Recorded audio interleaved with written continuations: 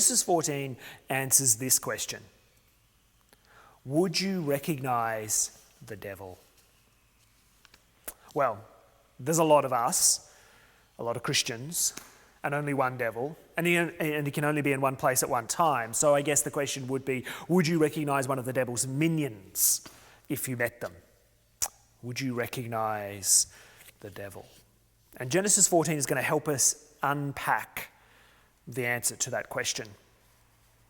Because the devil is prowling around like a roaring lion. He and his minions, according to 1 Peter chapter 5, are seeking to devour those who don't belong to Jesus. In fact, the devil is the strong man in Mark chapter 3 that Jesus needs to defeat, the prince of the air, the prince of this world, so that we're able to be set free. And you might have been reading the book of Revelation or the mini-apocalypse in Matthew and Mark, and the false messiahs, the antichrists, pop up there as well, in both the mini-apocalypse in the Gospel of Mark and the Gospel of Matthew and in the book of Revelation. And so the question is, how will we recognize these false messiahs? How will we identify the strong man? How will we know that we're dealing with the prince of the air, the prince of this world? And Genesis 14 will show us three things. We're going to see through most of the chapter, through verses 1 to 16, that there's spiritual warfare. That'll be heading number 1. Heading number 2, we're going to see a symbol of Jesus. Because if we're talking about spiritual warfare and we're thinking about how to identify Satan, then it sort of makes sense and it's kind of appropriate that we see how to identify Jesus. So we're going to see how to identify Jesus in verses 17 to 20, and then we're going to see how to identify Satan in verses 21 to 24. So the three headings: spiritual warfare, a symbol of Jesus, and then a symbol of Satan. But just before we begin, a recap of where we're up to. We're in our series Bloodlines, and this is a series looking at chapters 12 to 25 in Genesis, and we're looking at the promise. Because that's the promise. God said to Abraham, I will give you a bloodline. From your bloodline will come a blessing that will bless the whole world. From your bloodline will come a great people who will live in this land. And the story so far has been Abraham living inside or outside this promise, this covenant that God has given to Abraham. Now, let's take a look at how Abraham is living inside the promise, and how through Abraham's adventures and in chapter 14 we can learn things about spiritual warfare, and we can learn things about how to deal with and respond to Satan or one of his minions. And the first heading is spiritual warfare. So verses 1 to 16 of chapter 14 show us how spiritual warfare works. Just to recap, a lot of names in there. Probably didn't pronounce them correctly, but that's okay. Basically, to summarize, the 4 mountain kings under King Kedlamar have been ruling over the 5 valley kings. And then finally, after about a decade, 13 odd years, the 5 valley kings, including, importantly, the king of Sodom and the king of Gomorrah, rebel. So maybe King Kedlamar was a bit of a bully and wanted to enlarge his territory. And so the kings of Sodom and Gomorrah and 3 of their mates have had enough, the kings of the valley, the Jordan Valley. And they rebel against Kedlamar and his allies in the mountains. And there's a showdown. 4 kings, you can see that. There's a great little summary in verse 9.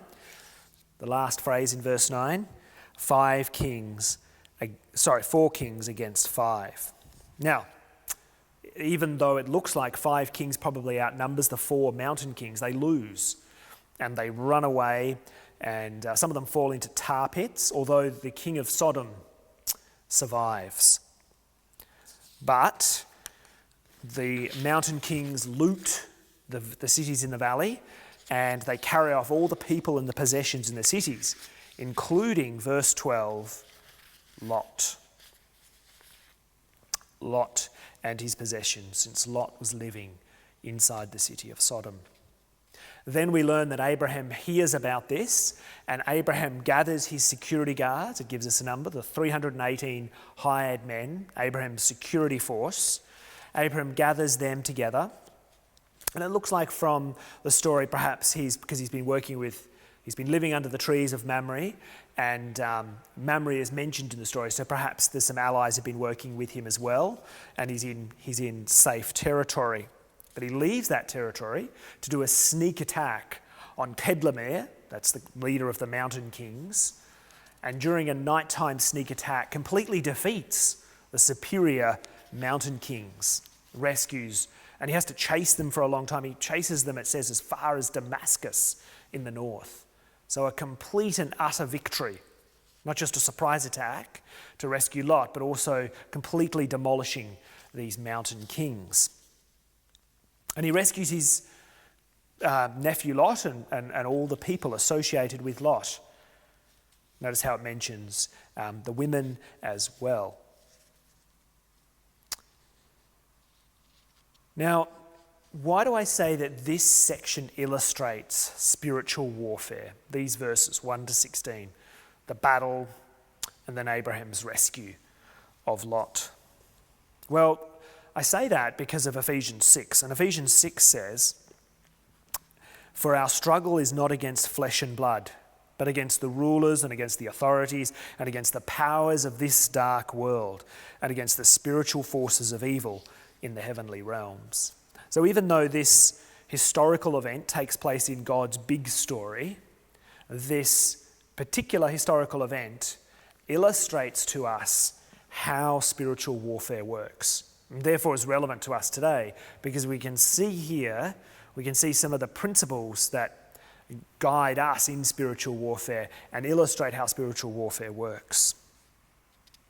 And the key thing to remember is not just that spiritual warfare exists, that there are forces fighting against God, and they'll be manifest in different ways throughout history. But it's worth remembering that this passage shows us how to behave and respond. The key is belonging to Jesus. Remember, he's the fulfillment of the bloodline. He's the fulfillment of the promise. The key is belonging to Jesus. And so Abraham belongs to the promise and is therefore successful. We're going to see that in a moment with Melchizedek. Melchizedek says, God has been with you. He helped you with the surprise attack. He made sure you were living near Mamre and out of the fighting. And then he gave you the strength and the skill of the hired men to be able to chase down and destroy Kedlamer and his mountain king allies, because Abraham was living inside the promise. So that's the first thing to remember about spiritual warfare. The key to victory, the key to winning the war, even if you lose a battle here and there, is to belong to Jesus, because Abraham belonged to the promise and Jesus fulfills the promise. The other two things to note from spiritual warfare from this passage is God gives us agency. So Abraham has agency. Abraham has the ability to choose, to plan, to gather. He gathers his security guards. He plans the night attack, and then he runs down Kedlamer and his allies and rescues Lot. And so God gives us the ability to make decisions. God gives us the freedom and the spiritual power to be agents of his, to be ambassadors of his, says 2 Corinthians. We're ambassadors of Jesus. And so we get to carry out God's will in the spiritual realm. We get to, through prayer, through discernment, we're able to participate in this spiritual warfare. We have that freedom. And because we belong to the promise, we have a particular access to the victorious power. But it's also worth noting that spiritual forces will use physical things. So Kedlamer looked like to be a bit of a bully, and we're going to talk more about Lot in future sermons, but it looks like Lot was kind of sucked into King Sodom, and we're going to talk more about King Sodom in just a moment. And spiritual forces will use physical things as symbols to communicate. We saw that last week, but also physical things to unglue us from belonging to Jesus, to pull us out of the promise. So in other words, what I'm saying is this spiritual warfare will manifest physically, will manifest in different ways in different situations. Now, as Ephesians reminds us, we're no longer part of the Crusades. We no longer have to recapture Jerusalem, so to speak. But instead, it's a spiritual warfare. But that doesn't mean it's all in the brain, it's all unseen. It means that it'll be manifest in different ways, in different places in our lives. And it'll all centre around whether or not we belong to the promise. Which brings us to the symbol of Jesus. So in verses 12 to 20, we meet a symbol of Jesus. And this is what the war is about. This is the heart of what's going on in spiritual warfare. Significantly, in the Valley of Kings, 2 kings approach Abraham. By the way, the Valley of Kings is this vale, and coincidentally, or not so coincidentally, because we believe that we're part of a large story, so these type of so-called coincidences are important and engineered by God. In the Valley of the Kings, 2 kings approach Abraham, the king of Sodom and the king of Salem.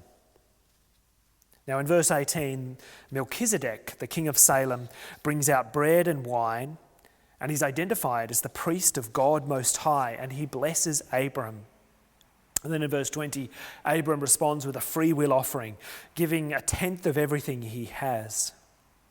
Now Hebrews chapter 5 explains that Jesus is designated by God to be a high priest in the order of Melchizedek.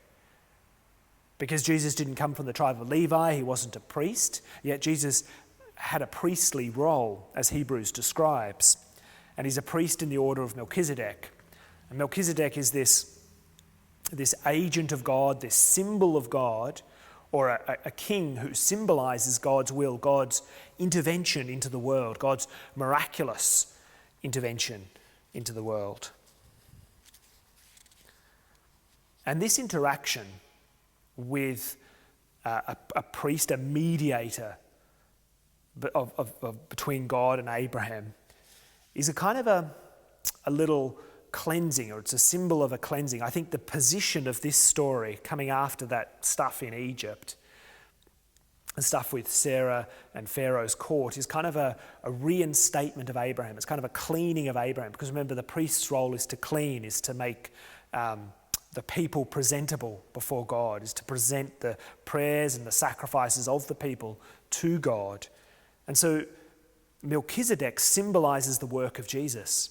He makes Abram presentable to God, and then in the same event demonstrates that the way to respond to a gift is to respond back again with another gift.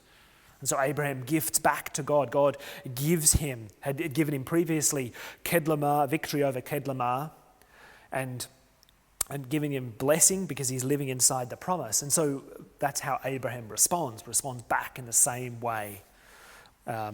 Through Melchizedek, through this interaction with Melchizedek. It's also a preparation for the covenant, because God formalizes the covenant and makes it clear how the covenant will work next week in chapter 15. So it's preparation for that as well. So the key thing to realize here is not just that Melchizedek prepares the role of priest, high priest for Jesus, but the gift giving, the generosity of Melchizedek blesses Abram is a reminder of the theme of Jesus. Jesus represents God's generosity to us. God is generous. He gives us the promise of eternal life, and he gives us that freedom if we belong to his promise. So let's now talk about Satan. If you were to meet the devil, would you recognize him? Because I think Abraham recognizes him here. Abraham identifies who the king of Sodom really represents. The strong man, the prince of this world. Now, the king of Sodom's defeated. This is what makes this interaction in the Valley of Kings, right after Abraham kind of comes away from Salem. The king of Sodom must have been watching this take place and then approaches Abraham. He sees that interaction. He sees Abraham giving some of his belongings to the king of Salem. And so he approaches Abraham. The king of Sodom's been defeated. He's kind of got he's sort of rebuilding. All the soldiers that he has left are kind of dressed in broken down gear, and some of them are bandaged, and they're crawling back into the ruins of their city. There's not much left of them, but he still has the gumption to approach Abraham and demand souls in exchange for wealth. It's horrific. Take a look at what he says. He says, "Hey, give me the people and keep the goods for yourself," in verse 21. And this is how you identify Satan. There's a false exchange. Gold and food in exchange for your soul. Now, let's just pause for a moment. Why am I describing the king of Sodom as Satan? Because it's not quite clear in the text. And I think we can see that the king of Sodom is a symbol of Satan, is a symbol of the devil's work, for a number of reasons. Let me explain how. So Psalm 2 talks about the kings of the earth, like the king of Sodom, conspiring against God's anointed one. And then we see that when Jesus, God's anointed one, arrives, there's this surge of demonic activity. And Jesus is casting out demons and fighting demons all around his work in Galilee and Jerusalem. There's this sort of spike in demonic activity around God's anointed one because he's breaking in and defeating the strong man. And so the spiritual warfare intensifies. And also, I think we can, not just because Melchizedek is a setup for Jesus, and so that's why we're going to see a spike in demonic activity, and not just because Psalm 2 reminds us that when the kings of this earth, when the leaders of this world, whatever type of leaders they are, academic or political leaders or religious leaders, when they set themselves up as false messiahs, as religious leaders, they are conspiring against God's anointed one.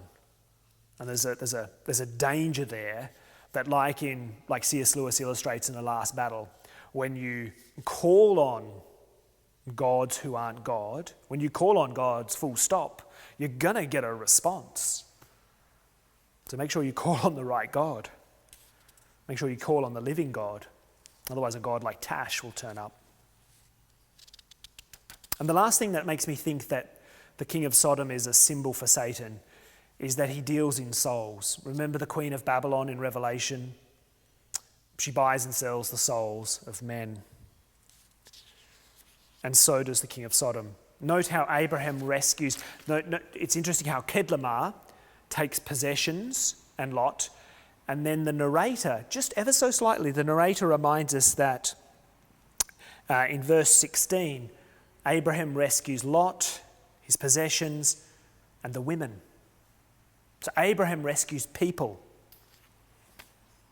Kedlamar takes possessions, and the king of Sodom wants people in exchange for possessions. Because this is the thing, the true gospel is a life-giving exchange. Jesus' life in exchange for yours. And the devil's gospel is a destructive exchange. Pleasure, painlessness, and power in exchange for your life. And that's the key to seeing and recognizing the devil and his minions. Because here it's about ungluing Abraham from Melchizedek. You can see it in Abraham's response. He says, I don't want it to be known that the king of Sodom makes me rich. I want it to be known that I've been blessed by the king of Salem. The purpose of the king of Sodom is to unglue Abraham from Melchizedek. The purpose of Satan is to unglue you from Jesus. To unglue Abraham from the bloodline promise. To unglue you from the fulfillment of the bloodline promise. And that's why we come back to the central feature of spiritual warfare, the central feature of identifying Satan is that his purpose will be clear. Whatever the particular situations, we all live different lives, we're faced by different troubles and temptations, but the central theme through each of them will be the desire of the devil or his minions to unglue you from belonging to Jesus. And that's why I want to finish again with a quote from C.S. Lewis, but this time from the Screwtape Letters. And this quote comes from an early chapter of the Screwtape Letters, which is an imaginary conversation. Remember, C.S. Lewis wrote the Narnian Chronicles, became a Christian late in life, and has blessed us with all these wonderful stories and ideas. And in this particular one, in this particular story, it's an imaginary conversation between a junior devil and a senior devil. And the senior devil writes to the junior devil, and the junior devil has been assigned to unglue a particular Christian from Christianity. This man's just become a Christian, and he's just started attending church. And so Wormwood, that's the name of the junior devil, who's trying to unglue this man from belonging to Jesus. And so the senior devil gives Wormwood advice, and this is what he says. One of our great allies at present is the church itself. Do not misunderstand me. I do not mean the church as we see her, spread out through all time and space and rooted in eternity, terrible as an army with banners. That, I confess, is a spectacle which makes our boldest tempters uneasy. But fortunately, it is quite invisible to these humans. All your patient sees is a half-finished sham Gothic erection on the new building estate. And when he goes inside, he sees the local grocer with a rather oily expression on his face, bustling up to him to offer him one shiny little book containing a liturgy which neither of them understands, and one shabby little book containing corrupt texts of a number of religious lyrics, mostly bad and in very small print. When he gets to his pew and looks around, he sees just that selection of neighbours whom he has hitherto avoided. You want to lean pretty heavily on those neighbours. Make his mind flit to and fro. This is it. Flit to and fro between an expression like the body of Christ and the actual faces in the pew. And it goes on. And Screwtape Letters is a great encouragement to help us stay glued to Christ. Because what that junior devil is trying to do is unglue this man by reminding him of what he's part of, by using the physical symbols of this world, the fact that he has to be in the same congregation as his grocer, who he doesn't like, and other people that he doesn't like, that he has to worship God with these other people. Because that's how the devil and his forces work. Whatever it takes to unglue us from belonging to Jesus. Just finish with one quote from 2 Timothy chapter 2. Those who oppose the Lord's servant, he must gently instruct, in the hope that God will grant them repentance, leading them to a knowledge of the truth, that they will come to their senses and escape the trap of the devil who has taken them captive to do his will. Amen.